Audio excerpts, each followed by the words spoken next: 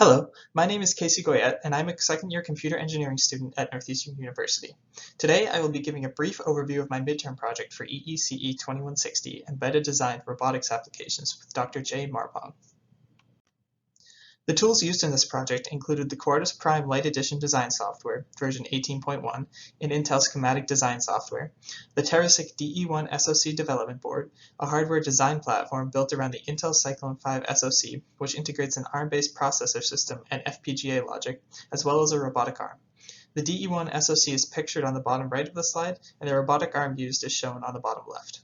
To control the robotic arm, the arm was connected to the GPIO pins of the DE1 SoC. With the robotic arm connected to the DE1 SoC, a schematic could then be made in Quartus to interface with the DE1 SoC's GPIO pins, and the schematic could be uploaded to the DE1 SoC. The goal of the project was to create a schematic design in Quartus that allowed the DE1 SoC to perform a simple pick-and-place operation, picking up a bottle from a set position 1 and moving it to a set position 2. The schematic design had to allow a user to move all motors on the robotic arm with the switches and push buttons on the DE1 SoC, and allow the user to set position 1 by toggling up switch 7 and set position 2 by toggling up switch 8. The user could then toggle up switch 9, causing the robot to repeatedly pick up a plastic water bottle from position 1 and move it to position 2. The robot had to pause for 4 seconds after dropping off the bottle at position 2 and could take no more than 10 seconds to move the bottle from position 1 to position 2. The robotic arm used in this project had 5 motors: a base motor, a bicep motor, an elbow motor, a wrist motor, and a gripper motor as labeled on this slide. To achieve the project goal previously outlined, the schematic created had to be able to separately control each motor. Each of the motors on the robotic arm used for this project was a type of motor known as a servo. Unlike conventional motors, the servos on the robotic arm only had a range of 0 to 180 degrees. However, the benefit of the servos was that they could be set to a specific angle within that range of 0 to 180 degrees. The angle of these servos could be controlled by a single signal input using pulse width modulation, known as PWM. The figure on the left shows a very basic PWM signal in which the raised portions are times during which the signal is on, and the depressed portions are times during which the signal is off. PWM works by varying the pulse width, or the time that a signal is on, during each period of its oscillation. Each pulse width can correspond to a different value, allowing a single digital signal to transmit many different values. A key part of PWM is the duty cycle of a PWM signal, or the percentage of the period that the signal is on, which can be calculated by dividing the pulse width by the period of the signal. As seen in the figure on the right, the robotic arm in this project expected a PWM signal period of 20 milliseconds. Additionally, the pulse width of a PWM signal sent to a servo directly corresponded to the angle the servo was set to. For example, if the pulse width of a signal sent to the servo was 1.5 milliseconds, the servo would be set to 90 degrees. With a basic understanding of how the robotic arm could be controlled, we can move on to the schematic design used to actually control the arm. Here's a quick look at the full schematic designed in Quartus to achieve the project goals. I'll be going over all parts of this design, starting with how the motors were moved. As explained previously, the servos on the robotic arm expected a PWM signal of 20 milliseconds. However, the clock frequency of the DE1 SoC is 50 MHz, or 50 million cycles per second, meaning that it has a period of just 20 nanoseconds. To create the correct signal period for the servos, a counter with a modulus of 1 million was used, as seen in the top of the picture outlined in red on the left. This counter will be referred to as counter 1. The modulus of a counter is the number of values the counter will count through before returning to 0. The value 1 million was determined by multiplying 50 million, the number of clock cycles produced by the DE1 SoC in 1 second, by the desired period of 20 milliseconds, or 1/50th of a second. The pulse widths needed to set each servo to a specific position were generated by counters, with each servo having its own counter. The counting ability of all of the counters was disabled by default, allowing the servos to maintain their positions. To move a specific servo, one of the 2 inputs for the servo could be toggled on, enabling the counting ability of its counter.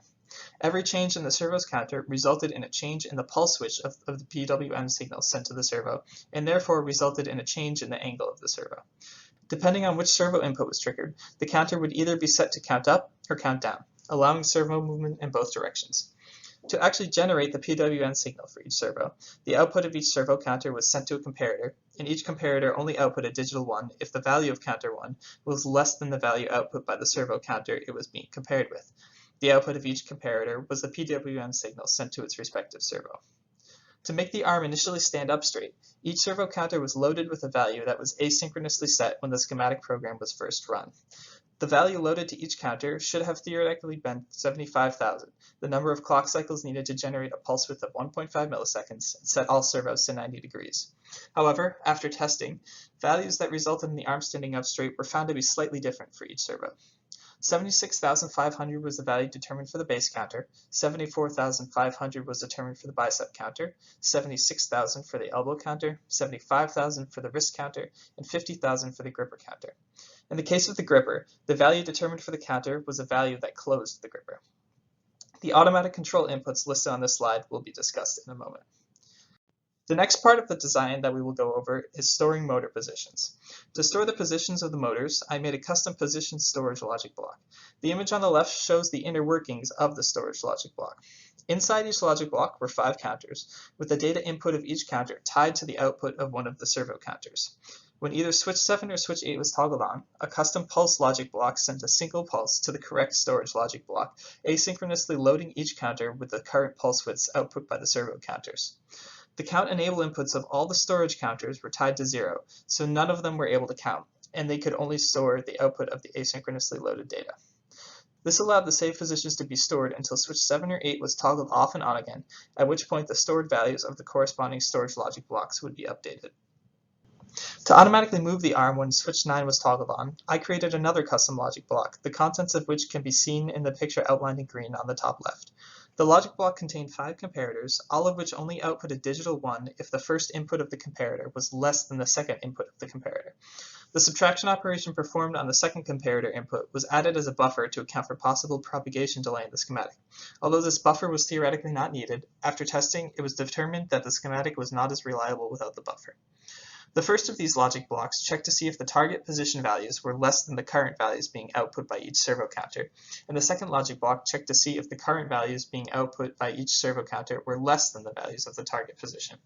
If the value of a target position of a specific servo was less than the value being output by the counter for that servo, then the first logic block would output a digital 1 for that specific servo and enable the counter for that servo to count down. On the other hand, if the value currently being output by a servo counter was less than the value of the target position, then the second comparison logic block would output a digital 1 for that specific servo, and enable that servo's counter to count up. The comparison logic blocks would continue to enable the proper servo counter until the value being output by the servo counter matched the target value. This process was done for every servo until the servos reached the desired position. When the output of one logic block was on, this schematic was designed to disable the corresponding output of the other logic block, as it was found to produce more reliable results in testing. To make sure that the comparison logic blocks only activated the servo counters when switch 9 was toggled on, all the outputs of the comparison logic blocks were ANDed with the switch 9 output. To select the position that the arm should move to, I created another logic block containing 5 multiplexers, 1 for each servo. Each mux had 8 inputs, 1 for each of the intermediate positions needed to move a bottle from position 1 to position 2. The first position moved the bicep, elbow, wrist, and gripper servos to neutral positions with the predetermined constants shown, as well as opened the gripper. The second position moved the base servo to the user-defined position 1. The third position moved the bicep, elbow, and wrist servos to the user-defined position 1. The fourth position closed the gripper. The fifth position lifted the bicep and elbow servos slightly to above the user-defined position 1. The sixth position moved the base to the user-defined position 2. The seventh position set the bicep, elbow, wrist, and servos back to user-defined position 1 to ensure that the bottle was released at the same height at which it was picked up, and the eighth position opened the gripper. To cycle through the positions, the selection input of each multiplexer was connected to the output of a counter that counted from 0 to 7. When switch 9 was turned off, an inverted signal was sent to the counter to clear it, ensuring that the counter started at 0 every time switch 9 was turned on. To determine when the counter should be clocked to the next position, a NAND gate was connected to every output of the comparison logic blocks and would therefore only output a digital 1 when all of the comparison outputs were off. The only time all of the comparison inputs were off during automatic movement was when all of the servos had reached their target values and the robot was ready to move to the next position. When the NAND gate changed from outputting a 0 to outputting a 1, a custom pulse logic block was used to send a single pulse to the position counter, clocking it to the next value and causing the position selector multiplexers to select the next position for the robotic arm to move to. This approach allowed the robotic arm to move as fast as possible during automatic movement, as no time delays were used. The robot always moved exactly when it needed to. When the counter reached the value 7, a comparator was used to trigger a different custom pulse logic block that waited 4 seconds before outputting a pulse to clock the counter back to 0. This allowed the robot to pause for the required 4 seconds between movement iterations. The output of the counter was also tied to a 7-segment decoder to display the value of the counter on the 7-segment displays on the DE1 SoC. While all of the previously explained parts of the schematic would have been able to control the robotic arm's movement would have been almost instantaneous and would have therefore been very hard to control. To solve this problem, counters and comparators were used to divide the frequency of the DE1 SoC's 50 MHz clock signal before sending it to the servo counters. This forced the counters to clock at a slower rate, changing the pulse width at a slower rate, and therefore slowing down the speed of each servo to a controllable rate. 2 counters were used to slow the movement of the servos during manual control, one for the base and one for all the other servos. The outputs of the counters were connected to comparators that only output a digital 1 if the value of the input counter was 1. This meant that the comparator only output a 1 once every counting sequence, so the frequency of the output signal could therefore be varied by changing the modulus of the counter. A modulus of 5,000 was determined to be sufficient for the base smoothing counter, and a modulus of 6,500 was determined to be sufficient for all other servos. A smoothing counter with a modulus of 5,000 was also added for fast automatic movement. Multiplexers with their selection inputs connected to switch 9 were used to switch between the smoothing counters for manual and automatic control. The inputs of the muxes were also connected to switch 6 to allow a user to toggle between slow and fast modes during manual control. The last aspect of the schematic to cover is the method of asynchronously setting all servo counters to their respective values at the beginning of the program. This is done with a counter connected to 2 comparators, one that sends a single pulse to asynchronously set the servo counters, and another that disables the counter after the pulse is sent to ensure that the servo counters are only asynchronously set once. Now that we've gone over all parts of the schematic design, let's take a quick look at a demo of the robotic arm in action. Okay, so this is the EECE 2160 midterm project. So we've just programmed the robot. It's standing up straight. Now we're going to move it into position 1. Pick up the bottle.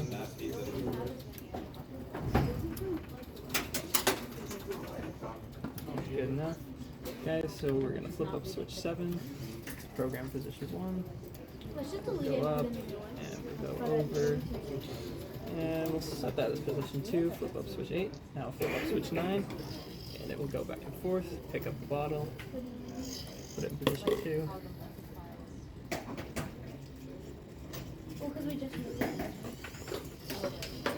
And we'll do it again.